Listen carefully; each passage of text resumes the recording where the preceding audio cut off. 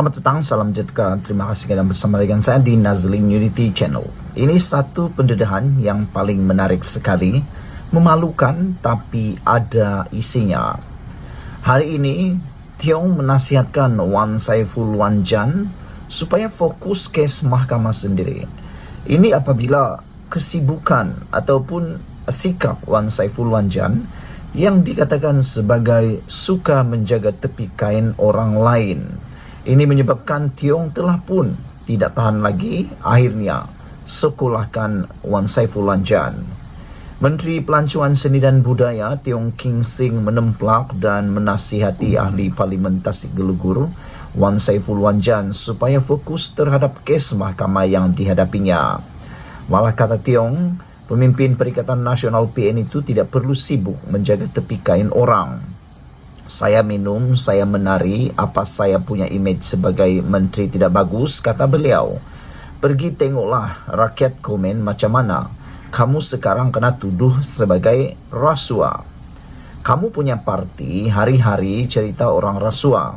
Tetapi akhir sekali kamu sendiri punya parti, banyak orang rasuah. Jagalah kamu punya imej parti dulu. Terutama sekali kamu sendiri punya imej, jangan kong kaling kong, kata beliau. Cerita saya punya imej pula. Saya mahu beritahu Wan Saiful Wanjan, kata Tiong, kalau kamu tidak pandai menghormati orang berbilang kaum dan agama, apalagi cerita kamu sebagai pemimpin bersatu, cukup malu kamu kata saya mabuk. Saya sudah beritahu saya minum, memang saya main dengan budak-budak. Main-main bising. Macam mabuk apa salahnya, kata beliau dalam Facebook hari ini. Kenyataan ahli Parlimen Bintulu itu menjawab kritikan Wan Saiful Wanjan yang mendakwanya sebagai mabuk dalam acara awam semasa kempen pilihan raya kecil di Pelangai, Pahang bulan lalu. Wan Saiful yang anggota Majlis Pimpinan Tertinggi MPT Bersatu semalam menolak penjelasan Tiong bahawa dia bukan Islam. Dia sebaliknya berkata, mabuk di kelayak ramai adalah akhlak buruk sebagai pemimpin tanpa mengira agama atau bangsa. Mengulas lanjut, Tiong dalam kenyataannya mengingatkan Wan Saiful supaya jangan terlalu menjaga tepi kain orang, sehingga kain sendiri yang banyak lumpur yang tak nampak, kata beliau. Dan kalau terasa nak menuduh orang lain, cermin-cerminlah diri sendiri terlebih dahulu. Wan Saiful perlu lihat diri sendiri. Jelaskan kepada rakyat bagaimana beliau boleh didakwa atas 18 pertuduhan pengubahan wang haram seperti yang dilaporkan media. Namun dia berani menggelarkan saya mabuk dan mempunyai imej yang rosak. Dia juga telah menghasut orang ramai untuk mengajak orang lain mengulas sama ada saya mabuk atau tidak, kata Tiong lagi. Menambah lanjut, dalam negara Malaysia yang berbilang kaum, kata Tiong, agama dan budaya, Wan Saiful nampaknya tidak tahu menghormati budaya, agama dan kaum lain atau sengaja memilih untuk menjadi jahil sehingga tidak bersikap terbuka dan inklusif. Dia sebaliknya lebih memilih untuk memberi penilaian peribadi dan menggunakan tanggapan sendiri dalam menilai orang lain. Jika dia terus bersikap begini, lebih baik tinggalkan pentas politik. Dengan rendah diri dan ikhlas, saya ingin mencadangkan agar Wan Saiful menyelesaikan masalah dan pertuduhan terhadap dirinya sendiri terlebih dahulu, kata Tiong. Jelaskan kepada rakyat bagaimana dana yang sebegitu banyak boleh masuk ke akaun miliknya, seperti yang dilaporkan media. Jika perkara itu dapat diselesaikan, barulah boleh sibuk hal orang lain, katanya. Tiong turut menegaskan bahawa dia berhak mengambil tindakan undang-undang susulan dakwaan dilemparkan Wan Saiful.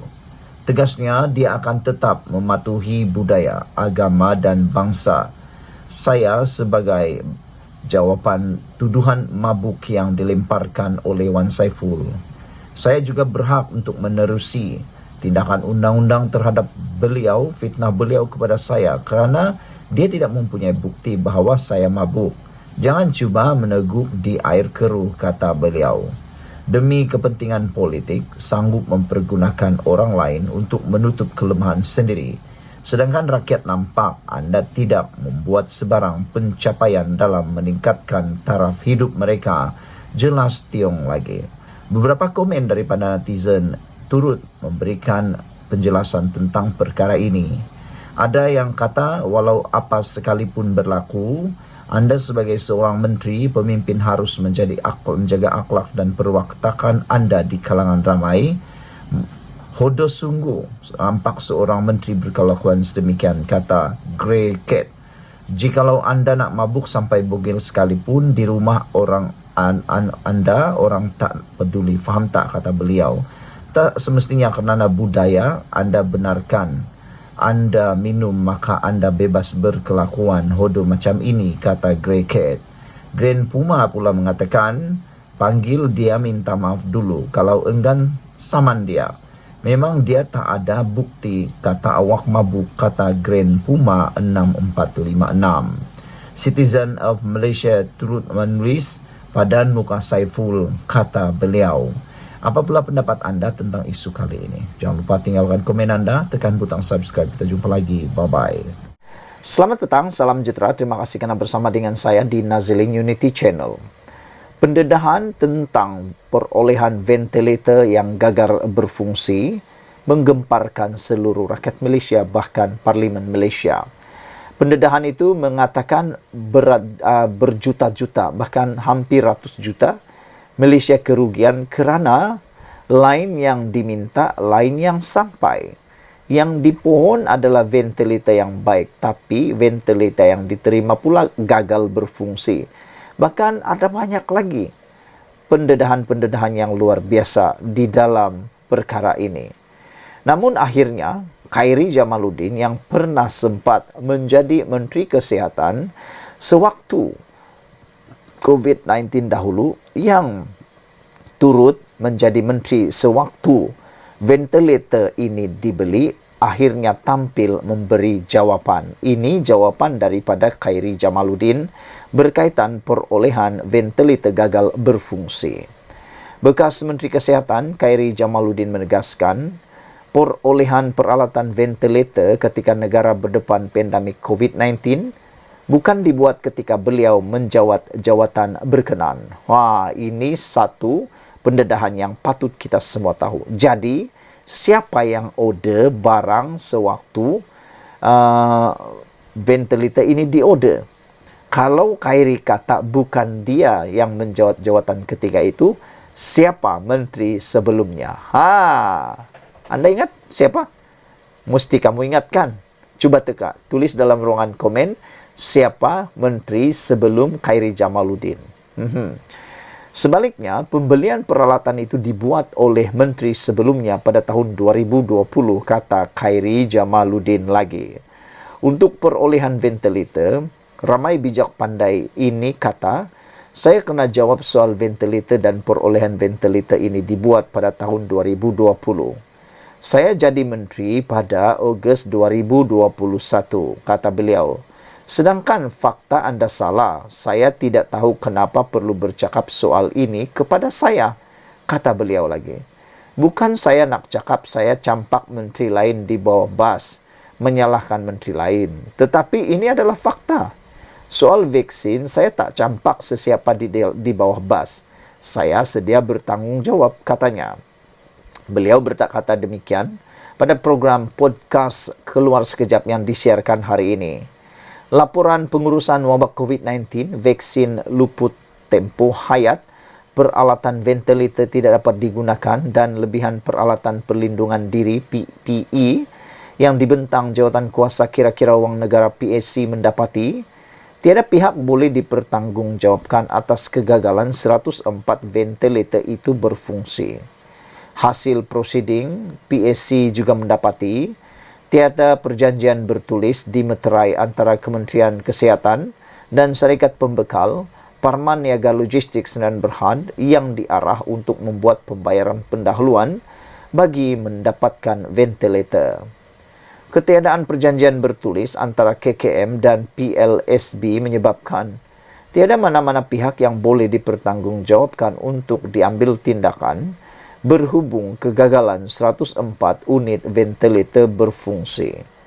PSC mendapati tiada kontrak digubal mengenai perolehan ventilator dan penasihat undang-undang KKM tidak dirujuk ketika proses penyediaan surat pelantikan selain berlaku percanggahan keterangan di antara KKM dan PLSB berkaitan waranti bagi 136 unit ventilator. PLSB hanya mengurus penghantaran alat itu ke fasiliti KKM, malah tidak menandatangani sebarang kontrak dengan pembekal dan semua dokumen pesanan pembelian serta dokumen sebut harga menunjukkan waranti ventilator adalah di antara kerajaan Malaysia dan pembangkal. Laporan PSC turut mendedahkan sejumlah 8.5 juta dos vaksin COVID-19 bernilai 505 juta ringgit sudah luput tempoh hayat setakat 15 Jun lalu dengan puncanya kerana sambutan yang rendah.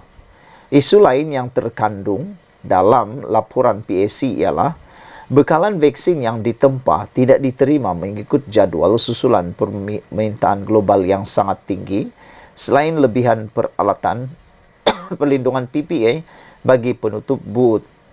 Mengulas lanjut, Khairi berkata isu berkaitan perolehan ventilator terbabit perlu ditanya kepada pihak yang bertanggungjawab ketika itu.